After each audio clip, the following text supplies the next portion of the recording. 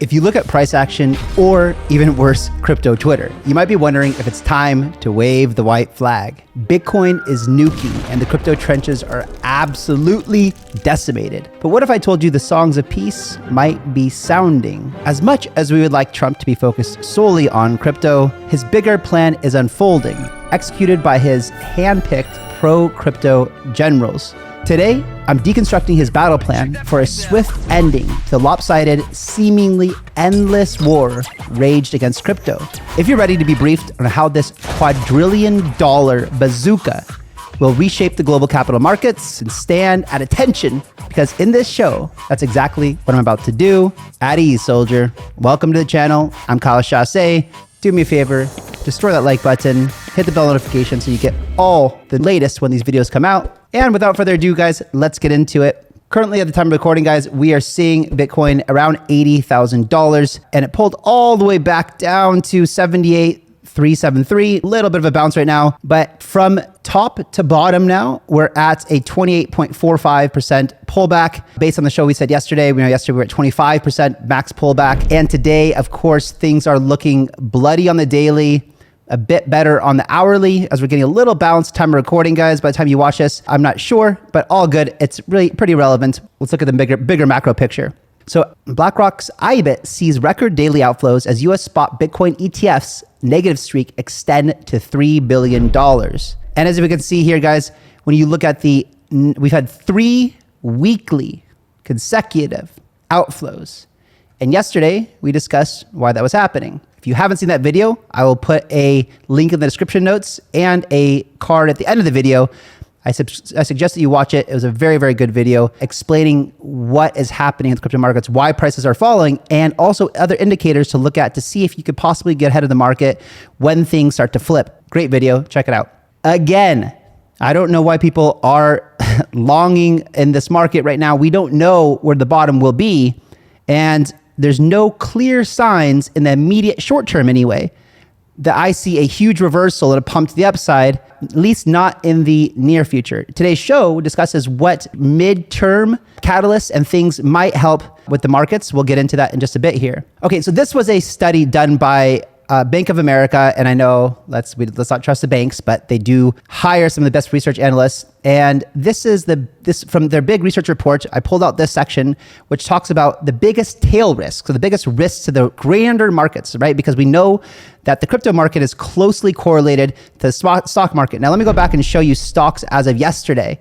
So this is stocks, and we can see not looking good. NASDAQ down 3.2%, S&P down 2%, etc. right? So biggest tail risk is trade wars trigger global recession. This is what most people are concerned about. 39% of February FMS investors say a recessionary trade war is the biggest tail risk, overtaking inflation, causing Fed to hike, and followed by an AI bubble. I think we're much less worried by the AI bubble. We are concerned, however, about how tariffs might affect inflation. And I'll show you how the CPI and inflation is measured in this video. We'll talk about it. What could cause it to go up and what could cause it to go down, affecting this number 2 thing, which is inflation, which might cause the opposite of what we're hoping. We're hoping the Fed cuts rates, and inflation, if it gets out of control again, might cause the Fed to hike rates, which would be extremely detrimental to markets. The White House is starting to openly fret about growing evidence of a consumer backlash to President Donald Trump's plans for new tariffs on imports. Just the reality. No one likes to see their bags going down. This is Trump's response to inflation. We inherited. Yeah. And inflation is back. I'm only here for 2.5 weeks. That was January. Inflation is back. No, think inflation's back. And they said, oh, Trump inflation. I had nothing to do with it. These people have run the country. They spent money like nobody's ever spent. They were given $9 trillion to throw out the window. $9 trillion. And they spent it on the Green News scam, I call it. It's the greatest scam in the history of the country, one of them. Look, so whether you hate Trump, love Trump, it doesn't really matter. The truth is that statement would be true. There's nothing that Trump has done so far that would cause inflation to go back up, yet it is. The tariffs haven't kicked in yet, and so everything that people might increase inflation, like tariffs primarily, wouldn't have caused this by now. He did inherit this risk, this damage. We've talked about that before. How he's going to fix it, that's a different story. So as we can see here, guys, the consumer price index, which tracks inflation, if we look at the 1 year we can see that this was starting to go back up long before President Trump came in office, right? It bottomed back here in October and slowly started to creep its way back up because of the absolute crazy money printing and spending and the things that the government was doing prior. And this is not just the Biden administration, this is previous administrations as well. And I'm not pointing fingers at anyone here. I do want to give you an interesting perspective though. This is what the government's inflation rate says coming in. Now there's another site called Trueflation, which claims to have a more accurate representation of how to measure inflation. And on Trueflation, the site actually says it's going down recently. Take it for, take it with a grain of salt. I just thought it was interesting to show you guys.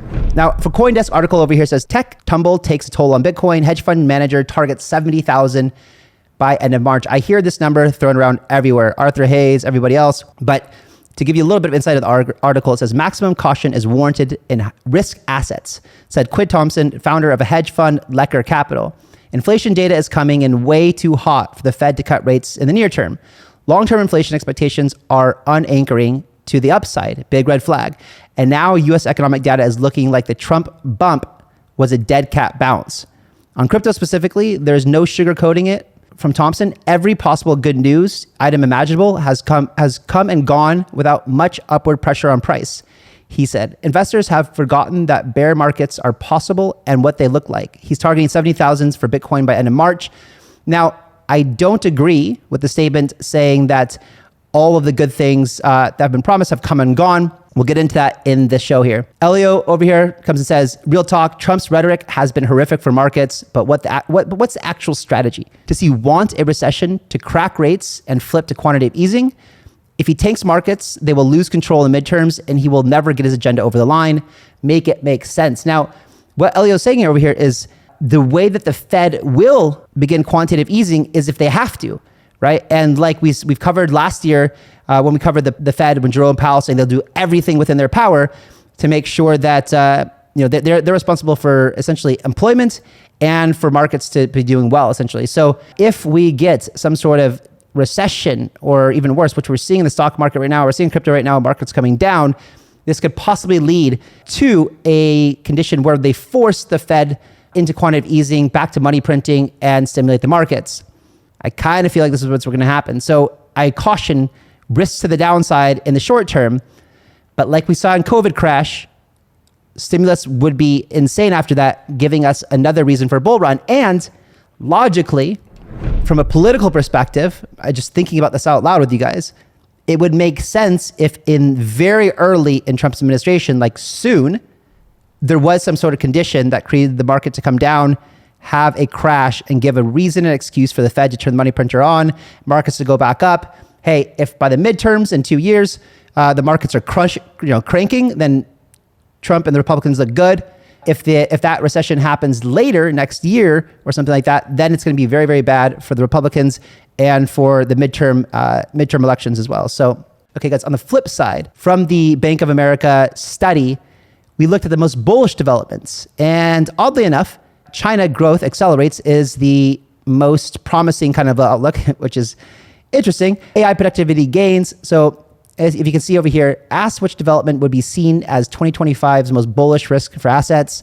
The number one, China growth acceleration, 35% down from 38, followed by number two, AI productivity gains, and number three, Fed rate cuts, 14 from 17. So that's actually going down as well, as that looks a little bit less likely at the moment. Here's another clip talking about what could potentially lower or be responsible for lowering inflation. Oil prices will come down, and when oil prices come down, everything's going to be cheaper for the American people and actually for the world, but for the American people. So I'd like to see oil prices come down. And when the energy comes down, that's going to knock out a lot of the inflation. That's going to automatically bring the interest rates down. You said that you would demand that the interest rates come down. Well, I would put in a strong statement.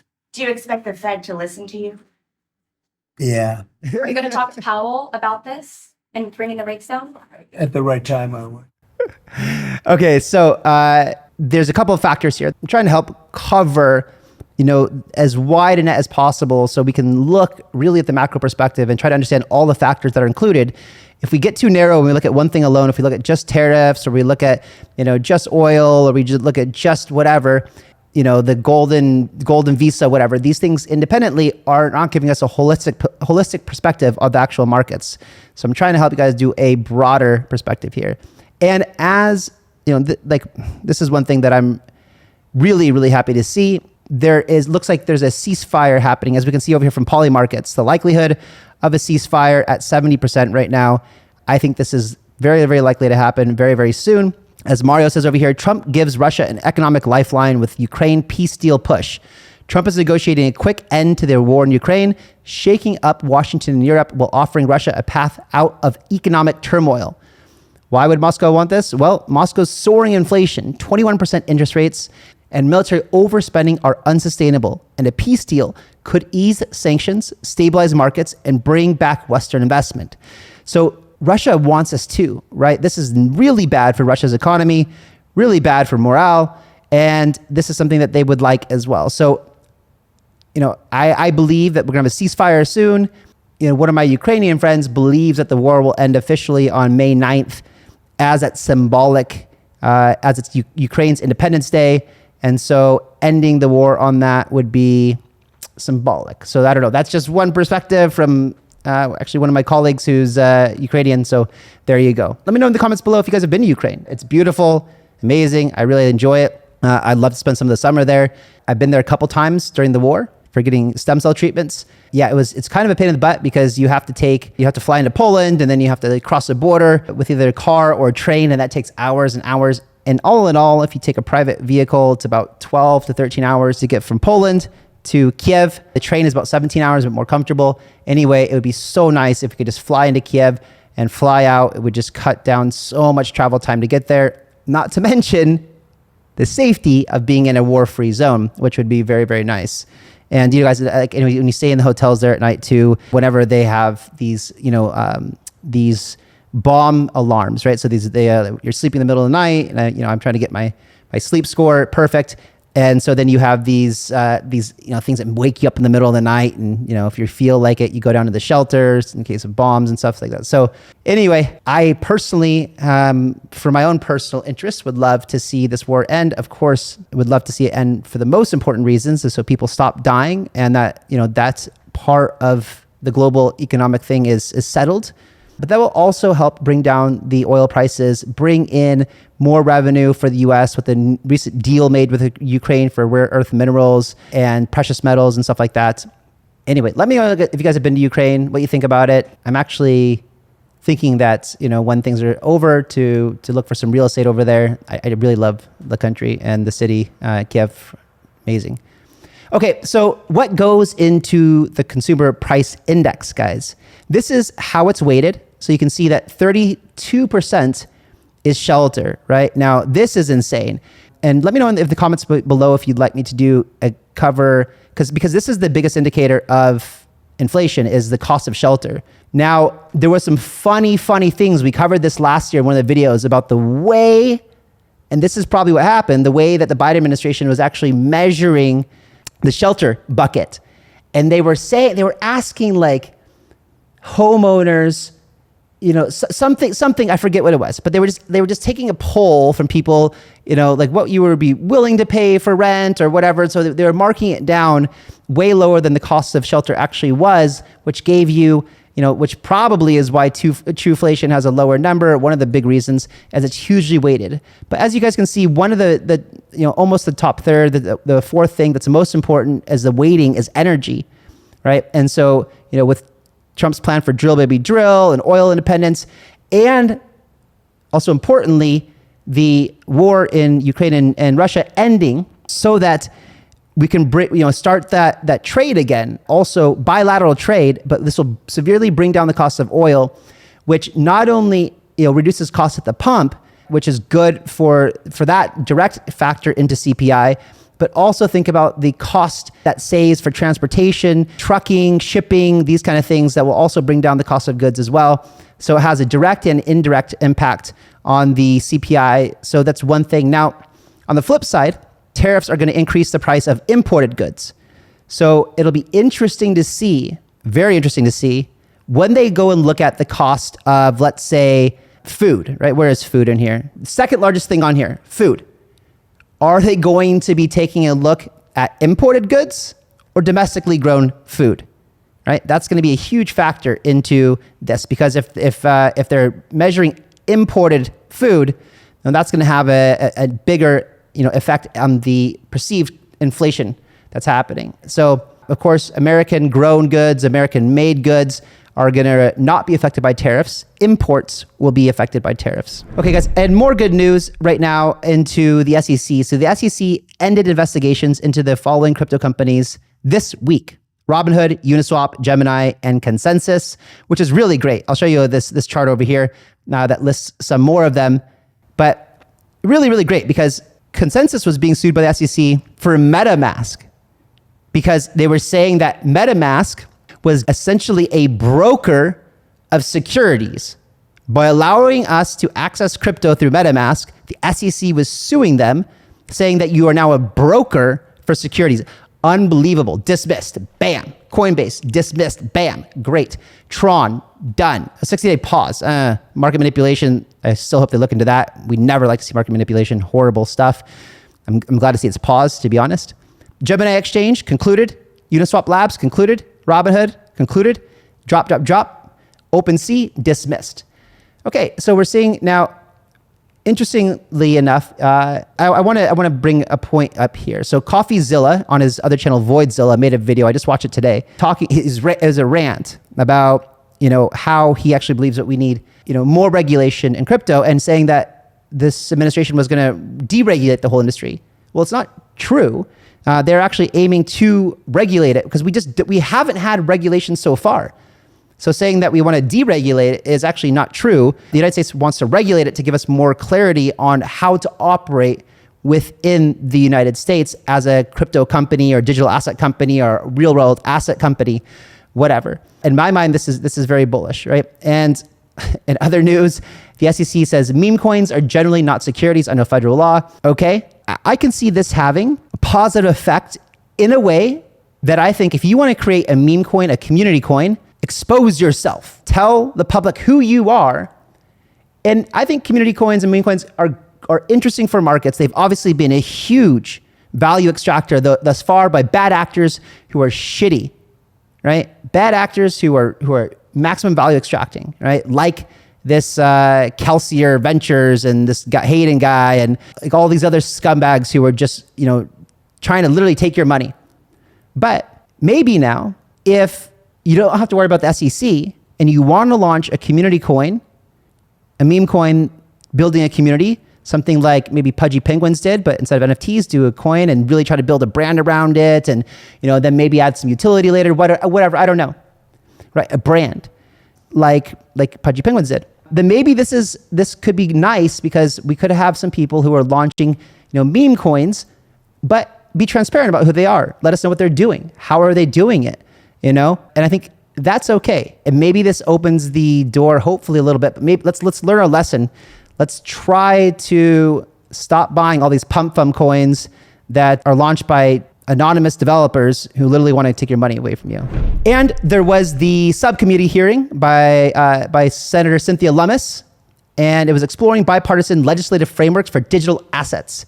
So let's not forget that right now, these things are being worked on in America. Now, I'm going to give you something that's pretty crazy here in just a second, but you can see Senator Cynthia Lummis says Washington is on a precipice of stablecoin and crypto regulation bills, meaning very, very close. This was just a couple days ago. This was just yesterday's news. And stablecoins. Stablecoins, we know, is going to be the first piece of legislation. It makes perfect sense. There should be bipartisan support on this from America. Why? Because stablecoins are going to excel US dollar dominance worldwide. Imagine, if anyone in the world who lives in places that have high inflation rates and they're being paid in their fiat currency and they want access to stablecoins, this is going to help legitimize that. And then once there's clear regulation, other companies other than Tether and USDC will launch stablecoins.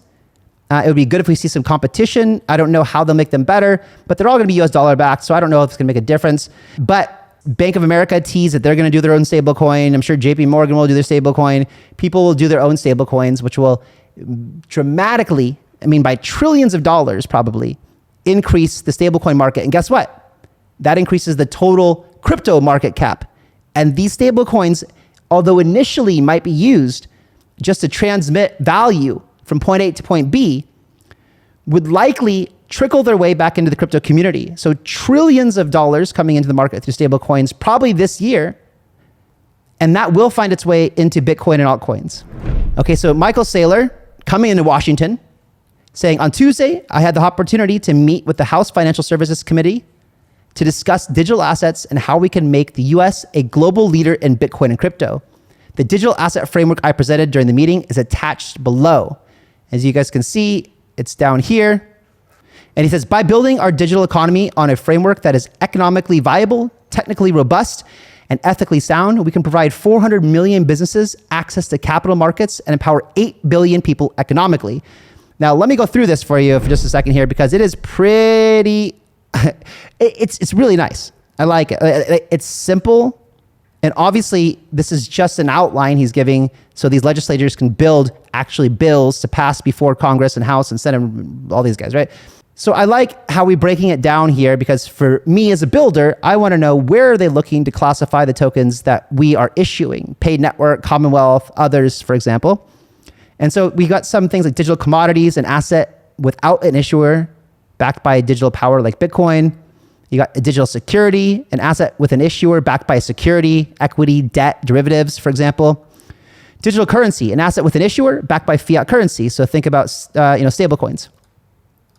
Digital token, a fungible asset with an issuer offering utility. This is where I hope that our tokens that we create are following, and this is where I hope that I see the most clarity, because I think this is where the most innovation is happening in the space on an adoption perspective. I mean, stablecoins will be the biggest use case of crypto, but the real disruptive use case, I mean, stablecoins are disruptive too, but from a decentralization perspective, will come in this digital token. Digital NFTs, self-explanatory, and digital asset-backed tokens, an asset with an issuer backed by physical assets, gold, oil, agriculture, etc. But here comes the quadrillion-dollar opportunity. I'll skip through this stuff and I'll come all the way down to here. So vision a capital markets renaissance. The United States has an opportunity to catalyze a 21st century capital markets renaissance, unleashing trillions of dollars in value creation. So this is what I'm really interested in is rapid issuance, right? So right now, if you want to raise money from Americans through issuing a crypto token, it's costing like months and months and months of legal work and like at least $250,000 in fees to do that. Cost reduction, drive the cost of issuance from 10 to 100 million to 10 or $100,000, dramatically reducing the cost of issuance. Open up capital markets, 40 million businesses, up for the current 4,000 public companies. Broader participation, empower small businesses, artists, celebrities, and mid-sized enterprises to raise capital through tokenized assets. Fantastic. Literally what Commonwealth and Paid are being built on. Let me come down to this part. Opportunity establishing the United States as a global digital leader. We're talking about a quadrillion-dollar proposal here. And this is, that's the optimistic high end. But a strategic digital asset policy can strengthen the US dollar, neutralize the national debt, and position America as the global leader in the 21st century digital economy. So here he's talking about the different kinds of opportunities here. So USD as a global reserve digital currency, grow digital currency markets from 25 billion to 10 trillion, creating massive demand for US treasuries. Digital capital growth, expand global digital capital markets from 2 trillion to 280 trillion, with US investors capturing the majority of this wealth. Digital asset leadership, drive growth in digital assets beyond Bitcoin from 1 trillion to 590 trillion, with the United States dominating this industry. Strategic Bitcoin reserve, establish a Bitcoin reserve capable of creating 16 to 81 trillion in wealth for the US Treasury, providing a pathway to offset national debt. Now, anyone who's been orange-pilled, who understands the benefit of Bitcoin, gets this stuff. We understand the future of it. We know where the value's going. We're generally not fazed by short-term corrections like what's happening now. We're generally looking at a 10 to 20 plus year roadmap for Bitcoin to hit 10 million plus, a million plus. But if you're the United States, right, And the one bill that Cynthia Lummis proposed was 1 million Bitcoin within 5 years, right? Now let's say that this goes to, $10 million per Bitcoin. You've just created $10 trillion. Now they could even get more aggressive. I think Robert Kennedy, Bobby, was proposing something like more, like they wanted to buy 5 million Bitcoin or something, which would push the price way more than $10 million per Bitcoin. But if Bitcoin, even in this example, if they bought 1 million Bitcoin and it went, that's maybe 1 million more in addition to the 200,000 they already have, to keep that in mind, then you can see how this would start to offset the national debt in this alone, not to mention everything else that he covered. So in conclusion, by establishing a clear taxonomy and legitimate rights-based framework and practical compliance obligations, this is the important, practical compliance obligations. The United States can lead the global digital economy. A capital markets renaissance fueled by digital assets will unlock trillions in wealth, empower millions of businesses, and solidify the US dollar as a foundation of the 21st century digital financial system. Now, I don't know. You guys let me know in the comments below if you were a senator, if you were a Democrat or Republican, and looking at this, what do you think that you would do? Does it resonate with you? Do you think it's logical? Does it make sense? Of course, for our bags would be fantastic. And of course, to end the day, Michael Saylor says, sell a kidney if you must, but keep the Bitcoin. And then Samsung Meow says, you guys still have kidneys? And then guys, I'll see you guys early next week. Bye-bye.